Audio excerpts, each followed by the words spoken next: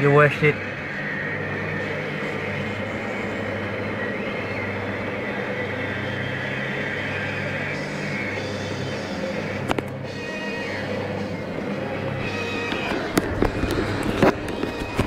A hölgyeknek hódolat, a férfiaknak üdvözlet.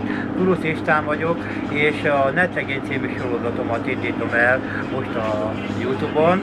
A következő érdekes dolgokat fogom elmondani. Egyrészt magamról annyit, hogy a katasztrófa védelemnél dolgoztam, én mint elektromos szerelő, és két szívinfarktusra élek. Azt úgy sikerült összeszedjem, hogy megjavítottam egy elektromos kaput, és kérem szépen, 2 hétig lejártam arra helyre, ahol nem volt jó, visszamentem, amikor készen lett, másnap azok fogadtak fél 10 körül, hogy mégis erőszakosan tönkrement. Hát, elég rosszul lettem, Pécsig meg se álltak velem 4 darab morfiummal együtt, ott mindjárt elkezdtek érdeklődni, hogy mégis, hogy jó gyógyszer, pia, kávé, megye. Hát mondom, nem jelent, gyógyszer nem szeretek, mióta a Gemensztári költöztem. És hát rákérdezik a dohányzásra, mondom, az nagyon. Erre a doktor azt mondja, azonnal elhallgassak. Hogy képzelem én? Hát de mondom, doktor azt mondja, nem a szívemmel szívom a cigarettát. Most így ezzel a vidám bevezetővel az is sikerült azért megoldani az alapangot, és arra szeretnélek megkérni benneteket, hogy végül is azért van ez a netregény, mert jelent meg egy-két írásom, egy-kettő könyvet összevettem az elmúlt évtizedek folyamán, szégyeltem, ha valamit nem tudok.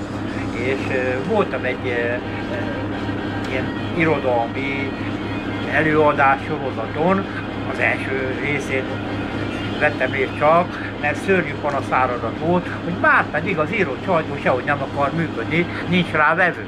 Hát gondoltam, hogy persze, hogy nincs, hát, hogyha az emberek örülnek, hogy élnek, akkor meg teljesen más, a kulturális szokások is mások, mint ahogy az évszázadok alatt is fejlődött, úgy az ismeretek megszerzése is egészen másfajta lett már, mint régebben. De az alkotmány egyáltalán nem tiltja, és ezért kezdtük el az egész előadást is, az Omega nem tiltható Mexikó nótáját, az alkotmány egyáltalán nem tiltja, hogy másfajta eszközökkel terjesszük az irodalmat. Nem biztos, hogy pont papírosos formája lesz az irodalomnak, de ez az egyik változat, amit lehetségesnek tartottam. És a másik meg az, hogy ugye összesikerült egy-két könyvet, kb. 400 darabot, Hunyadinak 2000 volt, én már nem érem utol, ebből 2 ember profitált igazán, a többi is, akiknek sikerült ezek kapcsán valami ismeretet átadjak. A húgom kislánya mondjuk ennyi könyv közül, summa cum laude végzett a Kölkeren, aztán a másik diploma is 5-ös lett, azon nem lesz summa cum laude, és elmondhatom, hogy a tanítványom, aki fizikára tanítottam, szinte a barátom lett, hál' Istennek, és egy kis kirándulásra hívnálok el benneteket. Ez azért lesz aktuális, mert a rock szocializációja körül fog forogni ez az egész netregény sorozatom. Mások biztos vannak, már is, ha becsukjuk a szemünket, Amerikában képzelhetjük magukat, méghozzá Las Vegasban, és Memphisbe is. Tehát, hogyha oda kirándulunk, Bill Haley és Elvis Presley teszünk be, Memphisről Elvis Presley. Most ebben a pillanatban éppen a Bill Haley muzsikál nekünk, őt a Rók az óra körül ihlette meg. A Fekete táblás című Dzsungel című filmben fordult elő ez a nóta. Állítólag olyan elementáris hatású volt, hogy föltépték a széket a hallgatóságot, és jötték rendbe tenni. Végül is az egésznek azért volt ekkora jelentősége, egy ekkora erővel azért bírt, mert egy igazságosabb szocializációt kínált az akkori amerikai társadalomban élő emberek számára. Most 56, ugye az érdekes, Eliseszi most 80 éves, a 16-án, és bizony 56-ban nálunk nem ilyen vidám dolgok fordultak elő, hogy Fekete táblás Dzsungel című filmeket mutassanak be, hanem bajban és vérben fürödt az ország. A Elvis Presleynek ugye nem az a gondolat jutott eszébe, hogy megfeszítesse magát, vagy megveresse magát média nyilvánosság előtt, inkább ő azt csinálta, amit a legjobban értett, énekelt, gitározott, több millió forintot Magyarországnak, ami az Isten tudja, hogy hova került, meg hogy lett elköltve. De az a lényeg, hogy valamilyen úton módon itt volt, és ez az ő érdeme. Valószínű, hogy ő is tudta azt a középkori gondolatot Napóleontól elcsenve, hogy háborúhoz 3 dolog kell, ami a legfontosabb. A pénz és a pénz.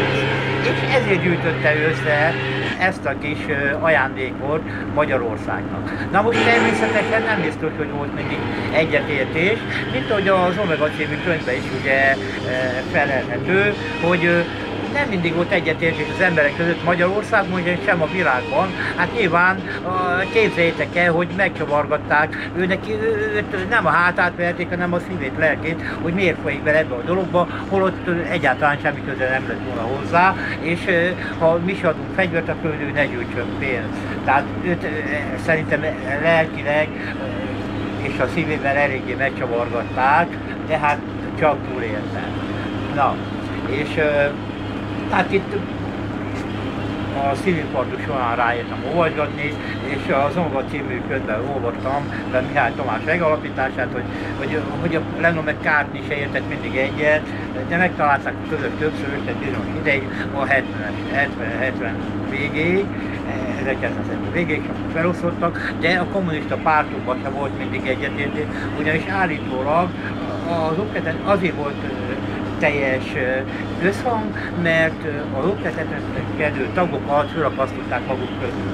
És végül is sajnálom azokat is, és mivel azért vagyok igényes erre a szocializációs kifejezésre, én Pécsen végeztem a gépipariba, és a gépipariban állandóan a humanizmus erőltették nekünk. Nekem arról meg egyből a Janus Pannonius jutott eszembe, hát Pécs az csak a humanizmusról szólt, és eredmény meg is lett, mert többféle dolgát megismertem Janus Pannoniusnak, akit ugye a Mátyás királyunk küldött el tanulni Firenzében, és ott ismerkedett meg az Mátyás irodájával és Galeotto Márcióval, és a Galeotto Márció elég nagy győcsávász volt. Született is mindjárt Janus Pannoniusnak egy Pajzán epigrammák című gyűjteményes kötete, latinul-magyarul megjelent Magyarországon a 80-as évek közepén. Na, és végül is erre szántam rá magam, mert ugye mozogni már nehezen tudok 2 infarktusra, képzeljétek el, hogy bele van rúgva, de 2 puskán. És ahogy mész, mindig így az elhalt szívrészre rátámaszkodik.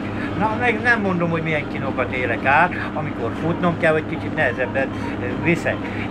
Így aztán éppen az aktuális hatalom elsajnálta, amúgy is egy örök mozgó vagyok, itt a rokkan státuszom megvan, a rokkanyugdíjat, hát így most így ilyen állapotban a regényekkel foglalkozok inkább, de köszönöm a figyelmet, a többit majd legközelebb.